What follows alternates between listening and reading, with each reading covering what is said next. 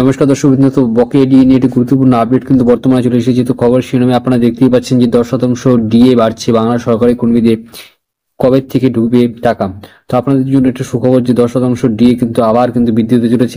কেন্দ্র সরকার কিন্তু already 2% DA কিন্তু ঘোষণা করে দিয়েছে এবং কেন্দ্র এবং রাজ্যের কিন্তু ডিএ এর ফারাকটা কিন্তু আবার বেড়ে গেছে।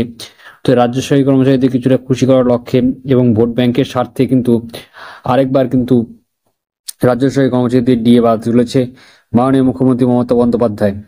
নবান্নের সূত্রে এবং অর্থমন্ত্রী চন্দ্রিমা ভট্টাচার্যের সঙ্গে মিটিং করে এই সিদ্ধান্তটি জানানো হয়েছে এবং খুব শীঘ্রই কিন্তু আপনাদের কিন্তু আবার ডিএ বৃদ্ধি করছে রাজ্য সরকার। তো আশা করছি আজকে ভালো লাগছে, লাইক করবেন, শেয়ার করবেন, চ্যানেলটি সাবস্ক্রাইব করে পাশে অবশ্যই প্রেস করে দেবেন। জয় হিন্দ, বন্দে মাতরম। ধন্যবাদ ভিডিওটি দেখার জন্য।